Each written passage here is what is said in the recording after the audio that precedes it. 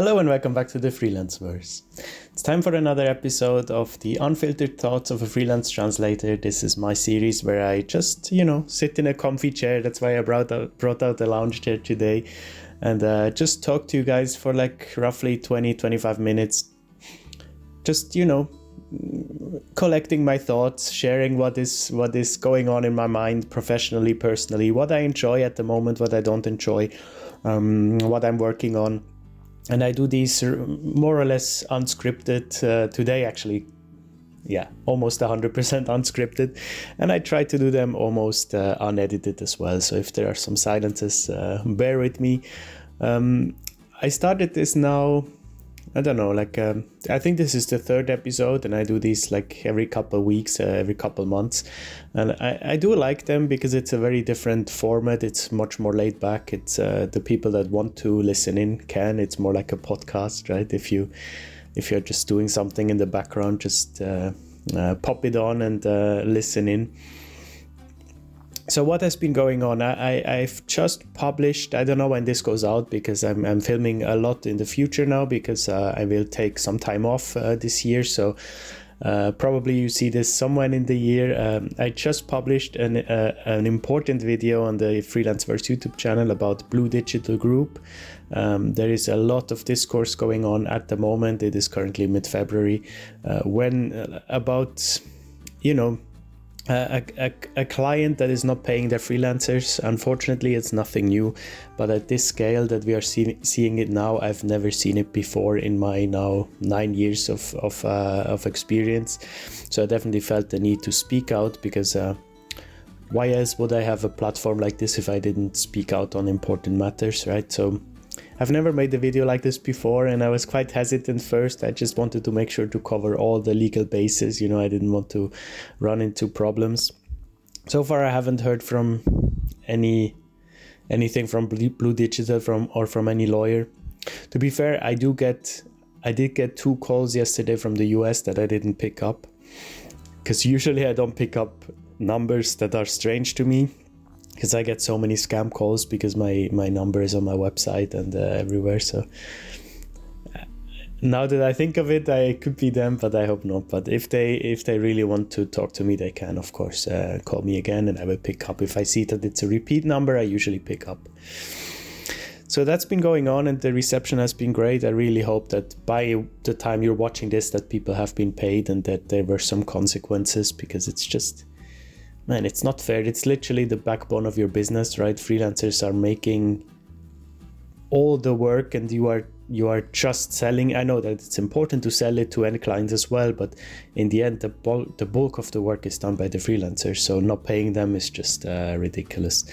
But it seems like they are really struggling financially. So maybe by the time you're watching this, it's a whole new situation and they don't exist anymore, whatever. The beginning of the year has been going great for me. I had a lot of work, almost too much. I feel like I burned myself out last week a little bit, but it was just a big job that I was asked to do already in November. I was asked to book a week in February, and I always find that so funny because the client asked me, hey, do you have time in February? 3 months from now to do this big job? And I was like, of course, why would I have anything planned in February? But then when the time comes around, you're still like not ready. I feel like how do you plan for that? I don't just want to book a whole week and not do for anything for any other client, because I don't know, I don't like that. So it was extremely much, and the job came late a little bit, so I only had 3 days to do it. And yeah, I feel like I usually don't feel stressed so much in my head. I immediately feel it physically. I get physical symptoms of stress and anxiety, and I immediately had it. I had like tingling in my hands and feet and just felt generally off, felt a bit tired all the time. So definitely needed some time to recover, which I took now. But yeah, the year started quite anxious, quite, I don't know, not really stressed, but maybe it's just seeing what's going on in the world. And then I completely stopped consuming news because it was just too depressing. So I really enjoy what I do in the mornings. I do a daily meditation practice, can actually recommend an app to you guys if you're into it. It's called Plum Village. It's amazing. I can't believe that it's free. It's like an amazing app by a French Buddhist temple called Plum Village. You can also go there to retreats, to live with the monastics. But I just found out about them through the app. I just looked for I was using Calm before, which I was a subscriber of for many years, but it just didn't give me the necessary, I don't know, it felt very superficial. I was lacking a bit the depth, the meaning, the purpose behind what I was doing. And now this Plum Village it's a bit more spiritual if you're into that, but I really enjoy it. And there's so much on there: meditation, guided walks, lectures, videos, like self massages of the sinuses and the neck and stuff. So it's really an amazing resource that I can recommend. I've been enjoying that. What I've also been enjoying now, basically in 2 days, I binged the second season of Severance, the TV show. I don't know if you've seen the first season. In my opinion, probably the best piece of media I've ever seen. It was published in exactly 3 years ago, February 22. I've watched it twice since then, and I find it's so well made. It's so well thought through. Spectacular show. It's on Apple Plus, so it's hard to watch it, but you can watch you can take a 7-day trial. That's what I did now for the second season. I just took a 7-day trial and I watched it in 2 days. And now 3 years later, the second season came out and it was equally as fantastic. So Severance on Apple Plus, check it out. It's really amazing. What else? Back to work a bit, or I want to say something about YouTube as well. YouTube implemented the automated dubbing feature this year in 2025. It was already in beta testing before. I know that big creators like Mr. Beast has been using it for a long time. Now it's available for everyone, and weirdly enough, they enabled it as default. In January, I put out a video. And I just wanted to check if everything is okay, if it looks good. So I went to my personal YouTube, and that's the settings is in German there. So I opened my video and it started speaking German, and it was so weird. I got so weirded out. I was like, what is that? It's not even my voice. It sounds weird. It sounds off. I don't like it at all. I mean, I appreciate that they are doing it, but don't do it as a default. I feel like that's such a, I don't know. I disabled it now both on Freelancers and in my personal settings as well. So you don't see these videos anymore from me. I don't like it. I think it's a good service to go more global, I guess, but I don't want that. Like, it felt so weird to see like automated dubbing, and then it also didn't get it correct, right? Of course, the bulk is correct, but the important things, the actual technical terms of the video or the important things of the video were not correct. So I disabled it. Let me know if you're using it, if it's useful. I think you can still No, you can't activate it because I disabled it on the back end. It's strange. It's a good move from YouTube because what they want is reach, right? They want to go global. So, and of course, if my videos are available in whatever, like Filipino or Chinese or Arabic or something, then people are much more likely to click on it. I guess for me it would be good to get the reach as well, but I don't know, it's a moral question for me. I don't want to do that. I don't want to support the robot voice taking my face and using my using my person to say something that I've never said before, right? It's also a bit like ethically strange, I feel like, because they then put something in my mouth. Now they said in German, they said something that I didn't say in English. So it's also from like a legal standpoint, like who is liable for things? Like if I get something completely wrong in an AI voice, is it my fault? No, not really, right? So yeah, I don't know. This whole thing is too much for me, so I disabled it. But probably it will be just the norm, and I will be one of the only ones that doesn't have it, but that's fine. Speaking of AI, I got a lot of messages lately. Well, a lot, like 2-3 people I talked to on LinkedIn lately that reached out with a similar question. kind of different backgrounds. Some were young students that just graduate. Some were more seasoned professionals that worked in another field and now look at this was now two of them were about subtitling, one was about general translation, and they all asked my insight in whether it's worth to get in the industry. They're worried about AI taking over. Should they start? Should they not start? Should they look for something else? Steer clear completely? And it's really it's a hard question for me. Like, I don't know. For me personally, nothing has changed, right? But I see that a lot has changed in the industry, and a lot is still changing. Like, language AI is in the forefront of every conference nowadays. But for the professional work of a professional translator, nothing has changed really that much compared to new NMT coming in 2017, right? So we were actually already primed to work with that much more than, let's say, developers or artists, who are all kind of taken aback by that. The only thing that has changed is that the AI discourse has reached the everyday person, the layperson, right? So, and of course, a layperson cannot distinguish, or is not equipped to distinguish, a good versus a medium versus a bad translation. That's not their job, right? So for them, it's hard to understand why we would still be needed. But I do think, like, let's put it that way, there will be much less language professionals and translators needed, but the ones that will be needed will be more rewarded, let's say, will be more highly regarded and will be more important, I feel like.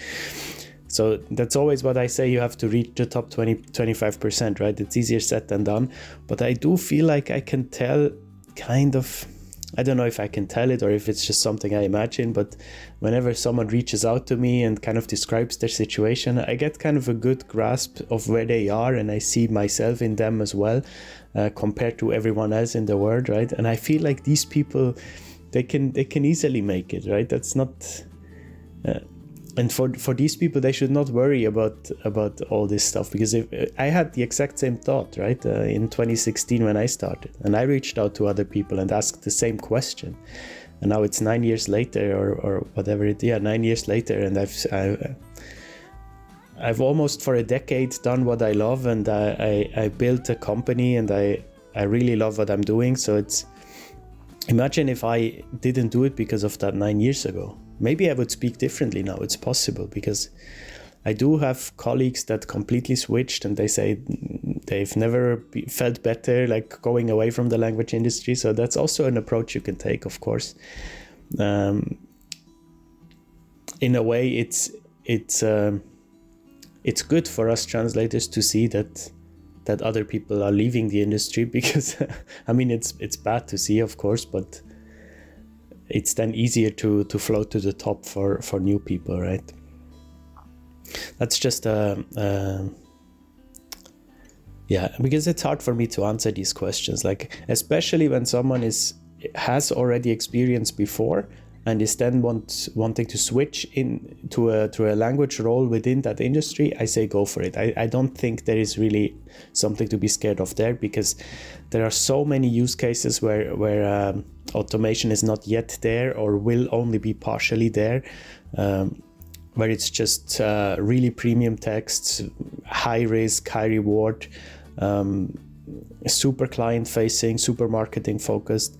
And I can tell you, even the companies that are working in that field, that are currently developing these tools, they're still using human translators, right? I can tell you that. So not even they are relying fully on their tools. So yeah, it's a double-edged sword. I wouldn't worry too much about it. If that's really what you want to do, I would go for it, because something will always evolve, right? And whatever you do until then, until the moment where you will really not be needed, it's not going to be lost time. You will still have gained experience. You will become an expert in something. And then, I don't know, I always think it's not such a big deal to switch. Like, I'm not worried about that. Like, if I have to switch careers, I switch careers, right? I don't know, I become a woodworker or something. That's no, of course, there is always something in the language industry that I will be able to do. I'm not worried about that. Let me just check time. I'm just rambling on here. Okay, now we are good on time. Most of my January videos were about starting out, about the fresh start, getting your name out there. And I had some amazing messages. I just recently read a comment or a message, I don't know what it was, saying that this person started 20 days ago with my advice, but he watched my video a couple of weeks and then started 20 days ago. And he said it's amazing what he already established. He already has a client network. He already works on a few jobs. So it's really cool to see that it can work. It takes a lot of luck, but also commitment and smart approaches. And I'm actually, probably before this video, there will be a video on the channel with Mael Blive that we are currently working on, and it will be, a collaboration video that similar to the ones I did with Belinda before, where we both record our sections. It goes back and forth, and he will talk about the client acquisition case, or he has talked if you're watching this after, and he's the prime example of someone that has the creative idea, has the business mindset behind it that you need to stand out, right? It's not enough to, when you see a job posting, to just send your generic email or send a click easy apply on LinkedIn, right? That's not enough. And then if that's all a person does, then it's also not fair to then say, the language industry is dead. I applied to 50 agencies and nothing worked. If you don't try with a creative approach, then yes, that's probably the case, right? Because they get inundated with I can't even imagine how much they get, because I'm not even an agency and I get stuff like that every single day, right? I get emails from people that think I'm an agency, think I have jobs, think I work in all languages in the world. If you don't do your market research and you don't tailor your messages perfectly to the client, then there's no point. You can just save your time. You can go outside and go for a run. You probably is better for you, right? But of course I understand that at the beginning it's just tough. You just want your first job. I had a conversation. I went to a co-working event recently here in Belgium, and I had a conversation with another translator, and she told me that her first jobs were all unpaid. And then I was hesitant. I was like, I don't like that. She said, no, she did an internship that was unpaid. And during that internship, she made connections with other people, and she did some translations for them that were also unpaid. She did that for 3 months. Afterwards, she had the connections. She went back home to her country because this was an internship abroad. She stayed in touch with that person, with her supervisor. He sometimes sent her a couple of jobs to still work on, still unpaid. And through that, she made the connections to make the switch to being paid, right? Suddenly, she got their first job. She said, hey, you have done this proofreading for us before on a voluntary basis. We need this urgently. It's for an important client. Our translator is sick or something. Can you jump in? What's your express rate, right? So she even was able to charge an express rate for her very first paid job. And then since then the ball is rolling. She's still not working full time. She's probably working like 30-40% in that industry now. But that's how you start. That's how I started as well. So the first year is always going to be the hardest, right? If you're just starting out, don't put all your expectations into that first year. You should give, if you don't have, let me word this carefully. If you don't have 3 years to be able, that's the problem with unedited videos, right? If you don't have time for 3 years to live from other money, let's say from saved money from another job, then it's going to be tough to start, right?